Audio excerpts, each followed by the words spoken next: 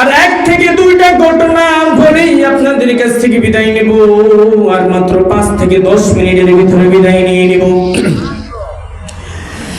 মালিক ইবনে দিনার অনেক বড় বুজুর্গ, খালি ঘটনা বলতেছি, আবার কিছু মনে করেন না, সংক্ষিপ্ত কোনো কিছুই বলতেছি না, কারণ সময় অল্প। এখন শুধু আমি ঘটনা স্টেপ বাই স্টেপ বলে যাইতেছি। মালিক ইবনে দিনার অনেক বড় বুজুর্গ, উনি সফরে রওনা হলেন, কিন্তু নদী পার হবেন। নদী পার হওয়ার জন্য কোনো কিছু নাই। হঠাৎ করে তাকিয়ে দেখেন নদীর কিনারে একটা নৌকা এসে দাঁড়াইলেন। উনি নৌকার ভিতরে উঠলেন, তার সঙ্গে কিছু যাত্রী উঠলেন। নৌকা যখন নদীর মাঝ পথে গেল, তখন মাঝি ডাক দিয়া বলতেছে, আমার ভাড়া দাও, আমার কেরায় দাও, আমার ভাড়া টাকাটা দিয়ে দাও। সব যাত্রী ভাড়া দিতেছিলেন, কিন্তু মালিকের কাছে বিন্দু থেকে বিন্দু পরিমাণ টাকা নাই। মালিক ডাক দিয়া বলছে, মাঝি ভাই, তুমি 10 জনারে নিয়ে যাও, 10 জনের সঙ্গে আমাকেও তুমি নিয়ে যাও, 10 জনের সঙ্গে তুমি নিয়ে যাও, তোমার নৌকার কোনো ক্ষতি হবে না। আমার কাছে বিন্দু থেকে বিন্দু পরিমাণ টাকা নাই, আমাকে তুমি মাফের দৃষ্টি দিয়ে দেখো। চলে শুনে না ধর্মের বয়ান, মাঝির মাথা গরম হয়ে গেল। মাঝি উল্টা পাল্টা বকা শুরু করলো, এই পরিমাণ বকা শুরু করলো। মালিক কোনো বকার জবাব দেয় না, কারণ হলো নবীজির সুন্নাত। কার সুন্নাত? বকা না দেওয়াটা কার সুন্নাত? নবীজির সুন্নাত। এক পর্যায়ে ইহুদি আমার নবীকে গালি দেয়, আমার নবী কোনো জবাব দেয় না। আবু বকর সঙ্গে বসে নিলেন।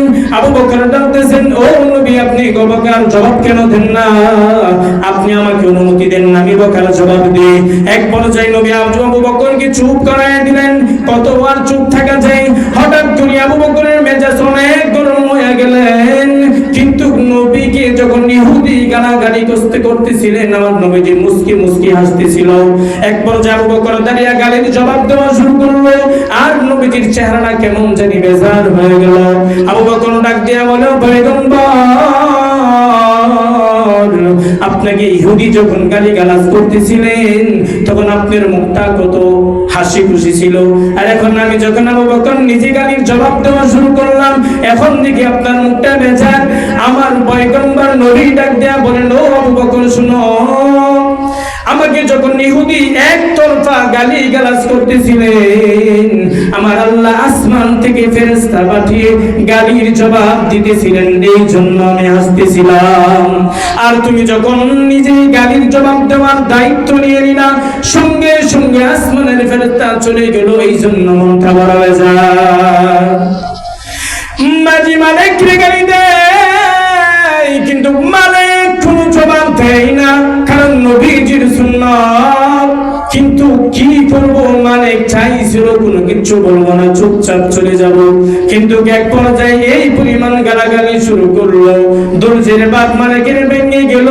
সঙ্গে সঙ্গে কলবের সম্পর্কটা আমার মালিকের সঙ্গে লাগাই দিল। মালিকের ডাক দেয়া বলে, মালিক, আমি তোমার গোলাম মালিক, আমি তোমার গোলাম মালিকের ইজ্জত তুমি বাঁচায় দাও, এবং ওই মাঝির মুখে তুমি তালা লাগায় দাও।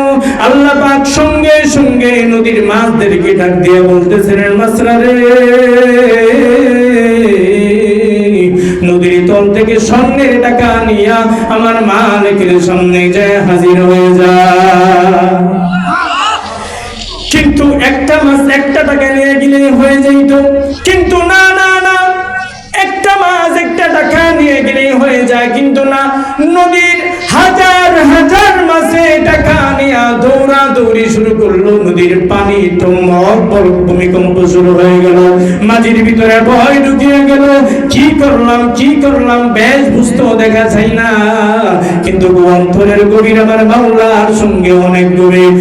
সঙ্গে সঙ্গে মাঝি মালিকের পায়ে ধরে মাপ চাইতেছে যে, হুজুর, আপনি আমাকে মাফ করিয়া দেন, এমন কাজ আমি আর কোনোদিন করব না, আপনি আমাকে মাফ করিয়া দেন, আমি কোনোদিন কারোর সাথে আর খারাপ ব্যবহার করব না। মা সঙ্গে সঙ্গে আমার ওই মাঝিকে মাফ করিয়া দিলেন। মাফ করে দেওয়াটাও আমার নবীজির আদর্শ। গালি দিলে গালির জবাব না দেওয়াটা কার আদর্শ? নবীজির আদর্শ। আবার মাফ করে, অপরাধ করে মাফ চাইলে মাফ করে দেওয়াটা, ওইটা হলো আমার নবীজির আদর্শ। নৌকা নদী পার হয়ে গেলেন, মাঝি অপর পাশে চলে গেলেন। একটু সামনে দিয়া দেখেন একটা যুবক আলতি মিনতি গৌরাগরি করতেছে, নারকানি বলতেছেন, মালিক রে, মালিক আমাকে খাবার দেও, আমাকে খাবার দেও। মালিক তাকিয়ে দেখতেছেন, কিছুক্ষণ পর একটা কাক মুখের ভিতরে রুটি নিয়ে ওই আল্লাহর বান্দা যুবকের মুখে দিয়ে দিলে। রিজিকের মালিক কে? রিজিকের মালিক আল্লাহ। কিছুক্ষণ পর তাকে মালিক দেখতেছেন, কিছুক্ষণ পর ওই কাকটা মুখের ভিতরে একটু পানি নিয়া ওই আল্লাহর বান্দা যুবকের মুখে দিয়ে দিলেন। মালিক জলদি করে যায় বলতেছেন, যুবক ভাই তোমার বাড়ি কই, তোমার পরিচয় কি? সঙ্গে সঙ্গে যুবকটা ডাক দিয়ে বলতেছে, আমি আল্লাহর ঘর কাবা শরীফ জিয়ারতের জন্য ঘর থেকে বের হয়েছিলাম। এক পর্যায়ে কারণবশত আমার সাথী ভাইদেরকে আমি হারিয়ে ফেলছি, কিন্তু এখন আমি কি করব? আমি আল্লাহর কাছে খানা চাচ্ছি, প্রায় আমি 7 দিন ধরে আমি না খাওয়া, আমার কোনো খাওয়া নাই। আমি আমার মালিকের কাছে খানা চাচ্ছি, আরতি করতেছি, মিনতি করতেছি। আমার মালিক জান্নাত থেকে আমার জন্য খাবার পাঠিয়ে দিয়েছেন। কিছুক্ষণ পর মালিকের পানি পিপাসা লাগলো। মালিক একটু সামনে যে জঙ্গলের ভিতরে দেখেন একটা কুয়া, কুয়া থেকে পানি যখন পান করতে যাবেন, তখন তাকিয়ে দেখতেছেন কিছু হরিণ এসে পানি পান করতেছে। তখন মালিক ঠিক মাইরা দাঁড়ায় রইলেন যে হরিণরা পানি পান করে চলে যাক, তারপরে আমি মালিক পানি পান করব। হরিণরা পানি পান করে চলে গেল। মালিক যখন পানি পান করতে গেলেন, কুয়ার ভিতরে পানিটা অনেক নিচে, পানিটা পার পাচ্ছে না। তখন কি করব? সাথে থেকে একটা বালতি আর রসে নিল, নিয়ে পানি যখন তুললো, তখন মনে মনে বিবেকের ভিতরে একটা প্রশ্ন জাগলো যে একটা ভিন্ন মাখলুক হরিণ পানি পান করে গেল, কোনো কিছু লাগলো না, পার্থ লাগলো না। আর আমি তো আল্লাহর গোলাম, আমারে তো তুমি দয়া মায়া কইরা দুনিয়ার সবচেয়ে শ্রেষ্ঠ মানুষ বনিয়া বানাইছো রে মালিক। আমি কেন পানি পান করতে আসি? আমার জন্য আরেকটা জিনিস পার্থ রাখলো। আল্লাহ মনের ভিতরে গাইবি ভাবে মনের ভিতরে প্রশ্ন দিয়া উত্তর দিয়া দিল, আরে মালিক, হরিণরা তো আমি আল্লাহর উপরে বিশ্বাস করিয়া পানি পান করতে আইছে, এই জন্য আমি আল্লাহ পানি পান করাইছি। আর তুমি মালিক তো আমার প্রতি বিশ্বাস রাখো নাই, তুমি তো ওই পাত্র বালতির উপরে বিশ্বাস রাখছো, এই জন্য বালতি দিয়ে পান করছো। আর আমি আল্লাহর প্রতি যদি তুমি বিশ্বাস রাখতা, তাহলে আমি আল্লাহ তোমার ঠিকই পানি খাওয়াইতাম। আল্লাহর প্রতি যদি বিশ্বাস রাখি, আল্লাহ অবশ্যই বান্দার জন্য আছেন না নাই? দুনিয়ার তাম পৃথিবী আপনার বিপক্ষে, আর আল্লাহ একমাত্র আপনার পক্ষে। ওয়াল্লাহি আপনার দুনিয়ার কোন মানুষ আপনার বিচ্ছিন্ন পরিমাণ কোনো ক্ষতি করতে পারবে না, আপনি মানলেও ঠিক না।